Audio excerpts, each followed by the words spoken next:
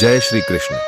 नमस्कार दोस्तों, स्वागत करता हूं आपका इस नए YouTube वीडियो में।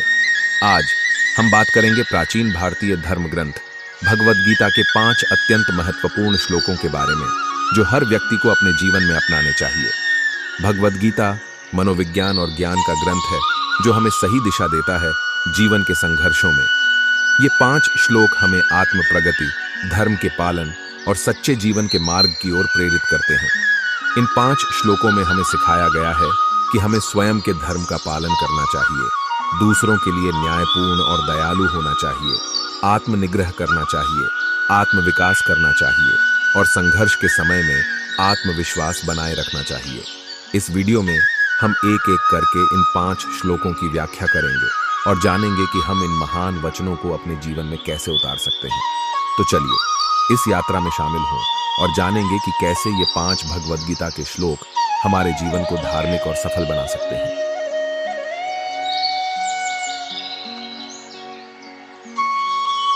सर्वधर्मान् परित्यज्य मामेकं शरणं व्रज, अहम त्वा सर्व पापेभ्यो मोक्षयिष्यामि मा शुच।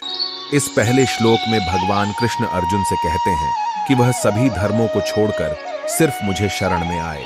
मैं तुम्हें सभी पापों से मुक्त कर दूंगा, तुम चिंता न करो। यह श्लोक हमें एक महत्वपूर्ण संदेश देता है। यह कहता है कि हमें अपने जीवन में उपस्थित सभी धार्मिक और सामाजिक बंधनों को छोड़कर परमात्मा की ओर आदर्श भक्ति और समर्पण रखना चाहिए। हमें अपने अहंकार और अभिमान को छोड़कर भगवान के चरणों में समर्पित होना चाहिए।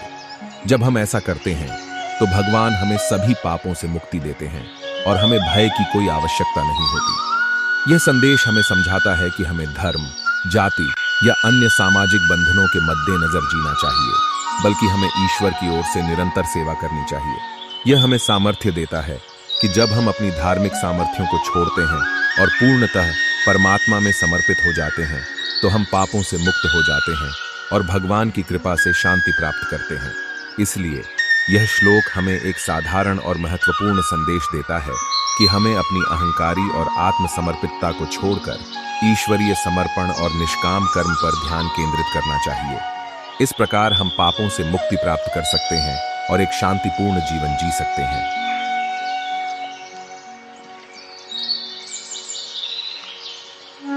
यदा यदा हि धर्मस्य ग्लानिर्भवति भारत अभ्युत्थानम धर्मस्य तदात्मानं सृजाम्यहम्। दूसरे श्लोक में भगवान कृष्ण अर्जुन से कहते हैं कि जब जब धर्म का अधार्मिक तथा अनुष्ठान का अधिकार होता है, तब तब मैं खुद ही अवतार लेता हूँ। यह श्लोक हमें एक महत्वपूर्ण संदेश देता है। यह बताता है कि जब समाज में धर्म का अधार्मिकता बढ़ती है और अधर्म का प्रमुख उदय होता है, तो ईश्वर स्वयं अवतार लेते हैं ताकि सत्य और धर्म की पुनर्स्थापना हो सके। यह श्लोक हमें समझाता है कि ईश्वर हमारे जीवन में हमेशा हाजिर रहते हैं और समय समय पर अवतार लेकर समाज को सही दिशा में ले जाते हैं। वे अधर्म को नष्ट करते हैं और सच्चे धर्म की स्थापना करते हैं। इस संदेश से हमें यह समझना चाहिए कि हमें धर्म और अधर्म के बीच विवेकपूर्ण चयन करना चाहिए और हमेशा सत्य और न्याय की रक्षा करनी चाहिए। यह हमें अपने जीवन में सत्य के पक्ष में खड़े होने और अधर्म के खिलाफ लड़ाई में सहयोग करने का प्रेरणा देता है।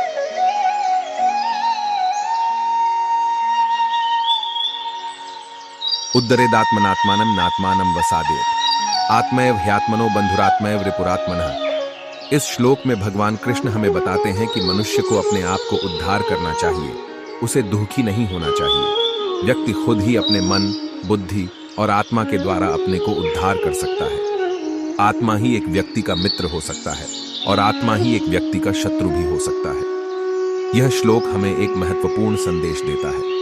यह बताता है कि हमें अपने मन को स्वाधीन करना चाहिए और अपनी स्वार्थी और अहंकारी भावनाओं को परास्त करना चाहिए।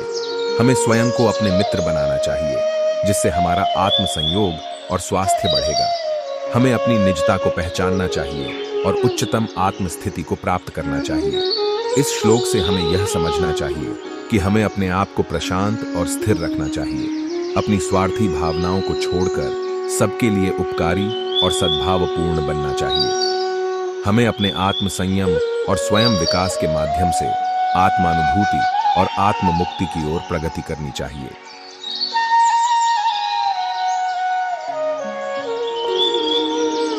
कर्मण्येवाधिकारस्ते मां फलेषु कदाचन मां कर्म फल हेतुर्भूर्मा ते संगोस्त्व कर्मणि।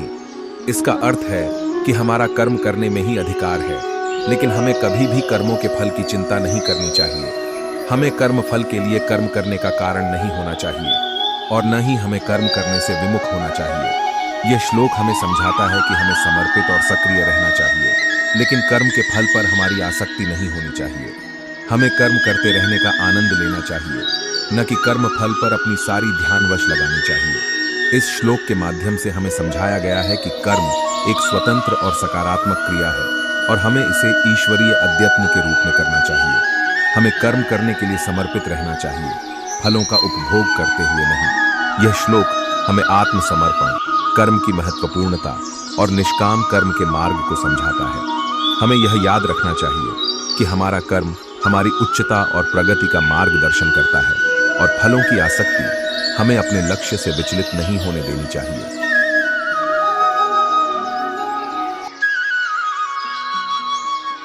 विद्या विनय संपन्ने ब्राह्मणे गविहस्तिने शूनि चैव श्वपाके चे पंडिता समदर्शिन। इसका अर्थ है कि ज्ञानी और संयमी पुरुष उस ब्राह्मण में हो जो विद्या और विनय से संपन्न हो, गौ में हो, हाथी में हो, श्वान में हो और श्वपाक में हो। सच्चे पंडित वही होते हैं जो सबको समान नजरिए से देखते हैं। इस श्लोक के माध्यम से हमें समझाया गया है कि ज्ञान, विनय और समत्व की गुणवत्ता किसी व्यक्ति की जाति, वर्ण या सामाजिक स्थिति से अधिक महत्वपूर्ण होती है। यह श्लोक हमें समझाता है कि ज्ञानी और संयमी व्यक्ति संपूर्ण प्राणियों में समता और समान दृष्टि रखते हैं।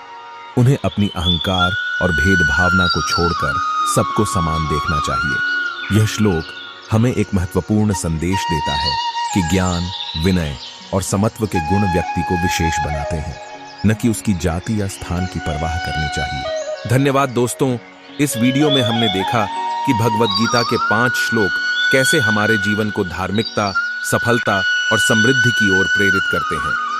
ये श्लोक हमें स्वयं के अंदर छिपी हुई शक्तियों को पहचानने और सक्रिय करने की प्रेरणा देते हैं। अपने जीवन में इन श्लोकों को अपनाने से हम अपने आप को स्वस्थ, स्थिर और उच्च स्थिति में रख सकते हैं। धर्म, अहिंसा, सत्य, संयम और आत्मविकास की प्राथमिकता को याद रखें और जीवन के हर क्षेत्र में ये सिद्धांतों का पालन करें।